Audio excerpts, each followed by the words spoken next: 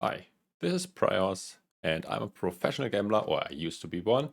And today we will talk about 5 tips on how to study poker nowadays with all the good new software, like, for example, solvers and things, especially solvers. But yeah, if you need one, by the way, I got referral links, the description.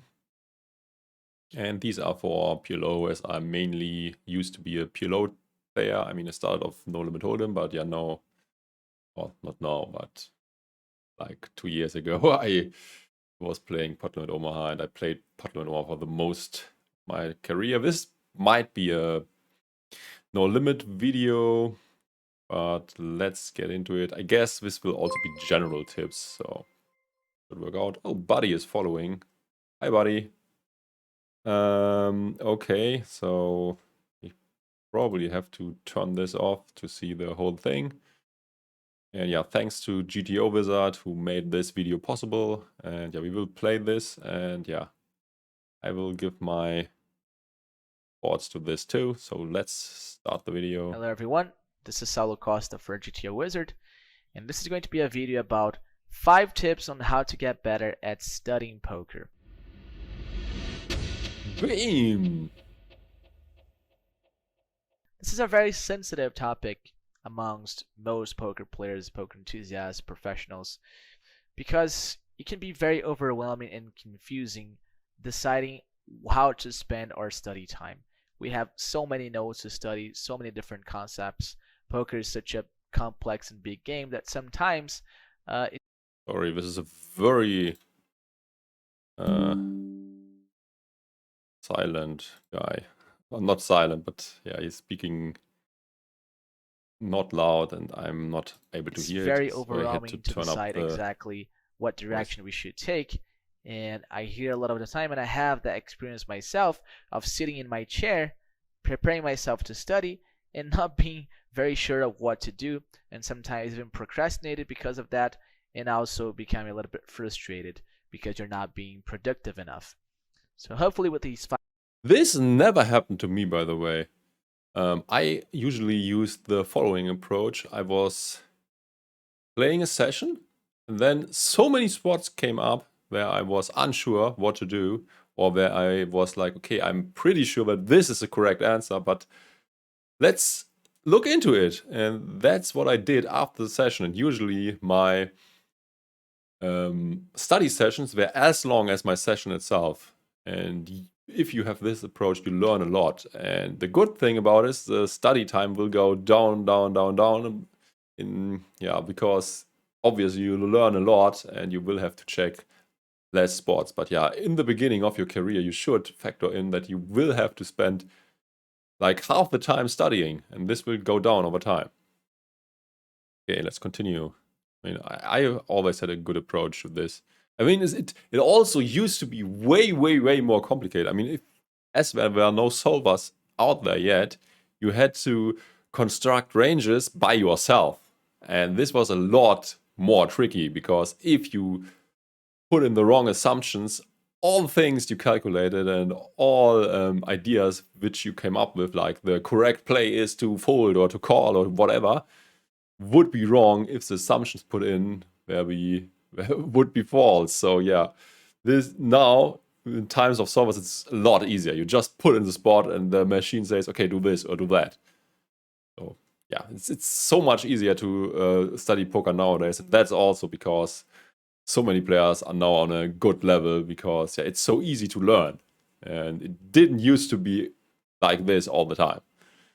5 tips, you're going to be able to solve that problem and spend your time in the most productive way that you can. Okay.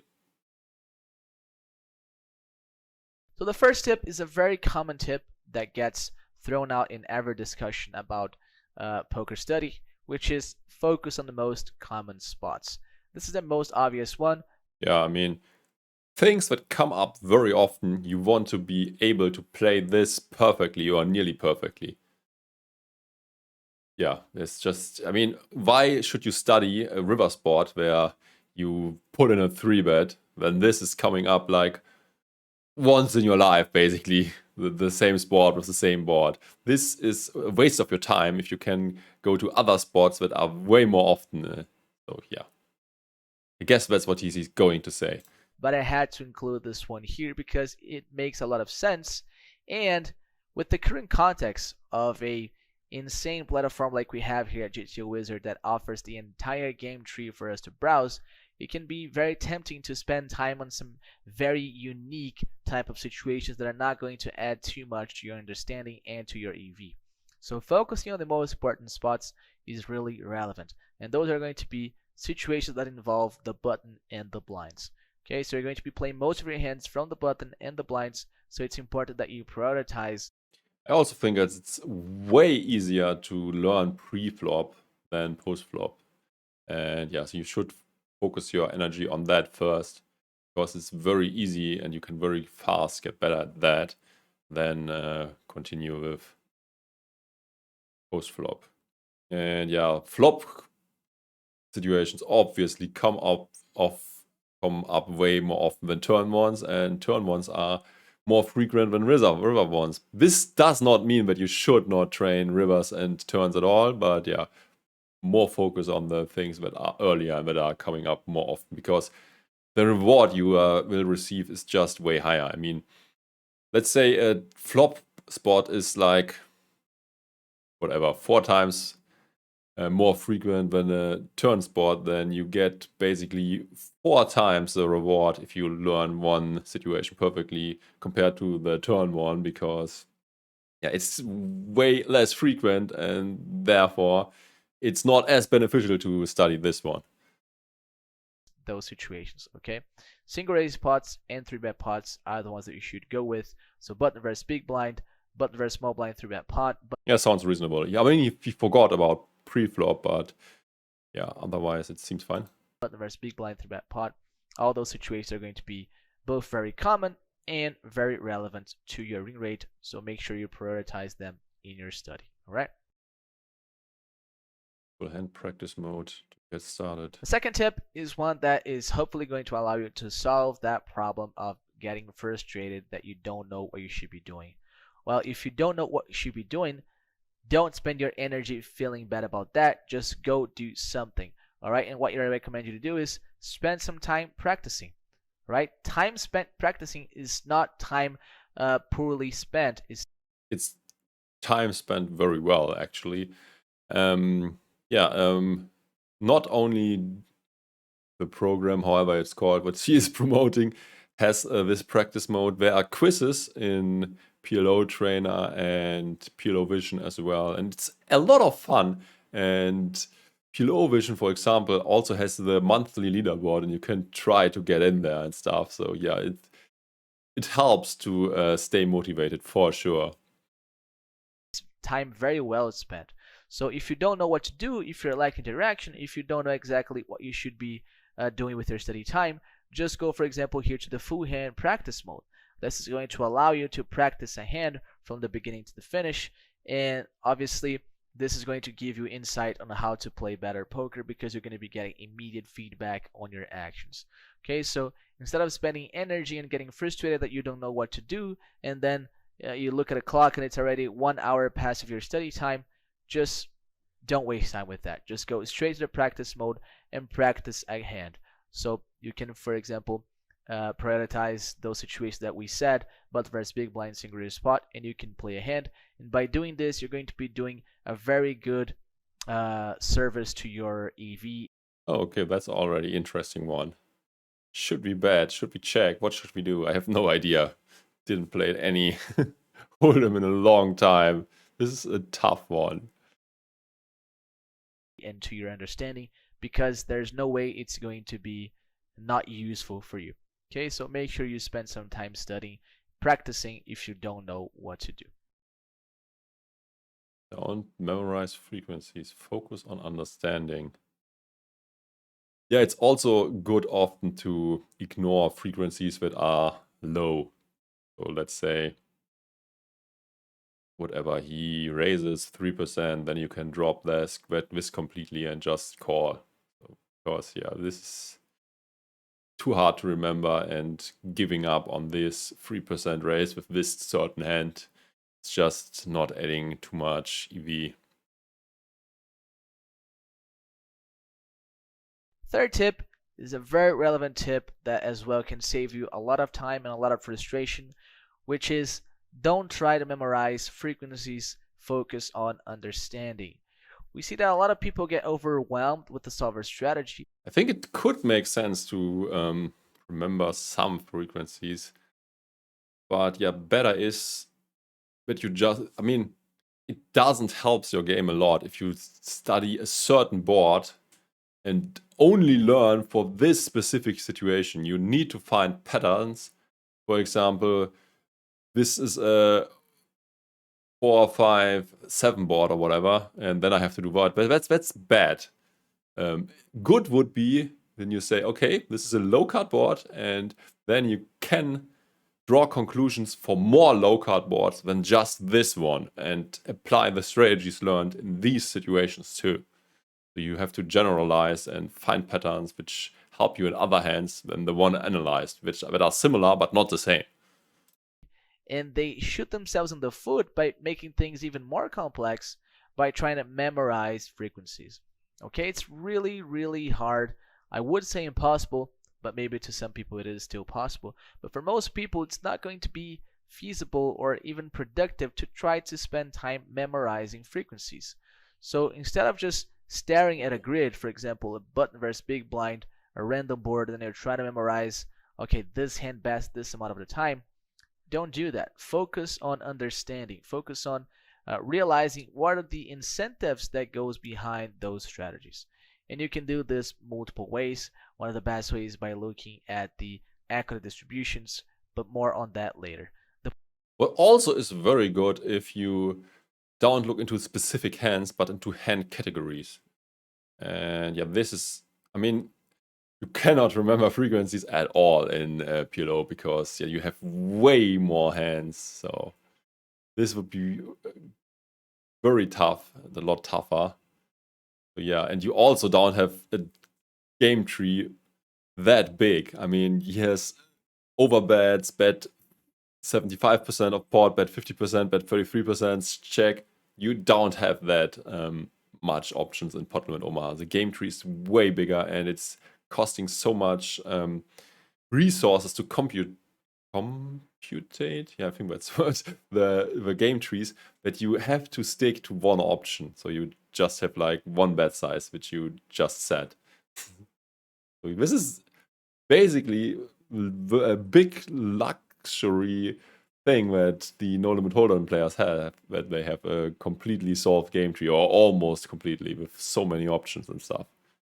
The point of this tip is don't really focus on memorizing, focus on understanding. This is really important. Not necessarily a practical tip, because I'm not telling you how. Yeah, I guess he is trying to say that understand why a certain hand is doing this or that. This is what he means by understanding. At least I think he means that. To do that, but I'm definitely telling you what not to do. What you should not be doing is trying to memorize that King 9 suited bets 86% of the time here. Okay, this is not the way to go. Use aggregated reports to build your heuristics. Okay. Third tip, very important one, is spend some time building heuristics. Okay, this is different to memorizing, and we're going to talk about that. So memorizing is trying to say that you're going to play this way at this frequency in this situation, and you're trying to really memorize some very unique instances of strategy. What heuristics does is you kind of bucket similar spots together and you build simple instructions that you can follow to play better. This sounds like a very good advice. This is also what I was trying to say, and yeah, he also words it in a different way, and I think by now you should have gotten it. Strategies. So by taking a look at aggregator reports, you can do just that. Aggregator reports are very, very useful at building heuristics, or to the purpose of building heuristics, because they present you with average data. So by looking at the average data of how the solver plays, you can build very simple instructions on how to play certain types of board textures. So let's say, for example, that you want to get better at playing ace-high boards. So just go here in the top right corner. You also learn a lot about bet sizing. So it seems like solver, at least in some sports, solver prefers a certain bet size, like 50% on a deuce board, for example. Then you could just make your life a lot easier and just use this size as either is the dominant one anyways, and you will probably not remember what the frequencies for the other sizes are. You check the highest card ace here for the filter, and it's going to show you the aggregated frequencies for ace high boards on this particular node. So you see, for example, that looks there you bet small in general on ace high boards, but you also check a lot. On ace high board, you should be checking 52% of the time on average. This is really useful because next time you play an ace high board, you know that on average you should be checking half of your range. So by knowing exactly how on average your range plays allows you to play better your given hand. Remember that in poker you're not playing hand versus range, you're playing range versus range. So knowing how your entire range plays certainly makes you better at playing your unique hand. Okay, so spend some time on aggregated reports to build good heuristics that you can use in game. So what frequency you should be taking certain actions with, roughly, and what strategic options make the most sense with your distribution. You shouldn't try to memorize this, as I said, but having a starting point of your strategy and how to execute your strategy in game is very useful because it's that's definitely very useful advice. And yeah, it's also good to get this sort of baseline for your game. I mean, in the age before solvers, people just had to figure it out on their own. And now you know, okay, this board type I have to check most of the time. Like monochrome boards, we checking most of the time. I also know this is true for PLO, or on lockdown boards. We bet small and we check a lot. So yeah, this is information you did not have back in the day. Gives you a lot of time and energy, and of course makes you play better. Expose yourself to data other than the strategy. Okay, let's see what this means. Or what the final tip I have is, again, not a very practical one because it's not going to tell you necessarily exactly what to do, but it's going to tell you again what not to do. One of the better things you can do for your game and for your career as a poker player is focus on understanding. So what I encourage you to do is expose yourself to more data other than strategy. I feel like a lot of people, including myself in the past and my students, would spend a lot of time staring at grids, and this of course is good because it allows you to integrate patterns on how different board textures play and how different range distributions play. But again, this is mostly about memorizing or building heuristics. So instead, you should focus more on understanding what's going on, and you can do this by spending more time really digging through what other ranges like. So I really recommend you spend a lot of time in the ranges tab. Use the equity buckets here to really understand how the different ranges are constructed, and you see that the more you get better at realizing how both ranges are distributed, the easier it's going to be for you to derive what should be the correct strategy. Yeah, that's also a good strategy for PLO if you look in certain hand types, like I got a middling flush, or I got whatever trips, and how do these hands play. So I really encourage you to spend more of your time taking a look at the equity of both ranges, the EV of both ranges, how the equity buckets are distributed for both players, what's the equity distribution graph for both players, who has the advantages. So really go deep into a given hand or a given spot and really try to understand why the strategy look like the way it does, instead of just spending multiple hours staring at a grid, which of course is not useful. It can definitely help you get better at playing poker, but you see that you learn a lot more and get better much faster if you pay attention to the whys, if you really try to understand why certain strategies are the way they are. So that's it. These are the 5 tips. Hope you guys enjoyed, and I see you later. I think he forgot a very important one. People nowadays are only focusing on solvers, and I think this is a huge mistake. And I also think I did not set this enough in the past. The goal is in poker to make money, and you don't make a lot of money playing against other racks. I mean, even if you play close to perfect or very good, better than the average other rack, you will not make a lot of money from these guys. I mean, let's say you play, if you don't play that high, that's true for most people, like PLO 100 or NL 100. The rake is a huge factor. You have to beat not only your opponent, but also the rake. And the rake is like whatever, very high, like 5, 10 BBs per 100. I don't know the exact number, but you have to beat that as well in order to be profitable. And that's why you don't make that much money against other racks. I mean, it's almost impossible to make money against other racks because most of the time no games are running where only racks participate. So once the spot of the table, the fish, leaves, most of the time the game will break as well. So it's very important to get onto these fish tables and that you play perfectly against the fish. And this means not GTO, but exploiting this dude at your best. And this playing against a fish with very suboptimal stats means that you have to diverge a lot from the GTO strategy. Because if someone plays 90% of hands, you obviously can re-raise him with a lot wider range than against a normal dude. And if someone is 3-betting way too light, you can 4-bet light. And if someone has huge flop leaks doing things very wrong, you have to adjust to that and not just stick to the GTO plan. That's what it's not taught anymore nowadays, but it should, because you make most of your money from fish and you have to play perfectly against fish. You don't have to be that good of a player to make money, but you have to be able to extract most value from fish and to survive against racks. That's the game plan basically. And yeah, also game selection and stuff, but this is not how you study. This is another topic. Yeah, I hope this was helpful. Yeah, thanks for watching. Like, subscribe, share, all the good things. And yeah, if you need some programs that help you to get better at poker, I got a list below. Thanks for watching again. Bye bye.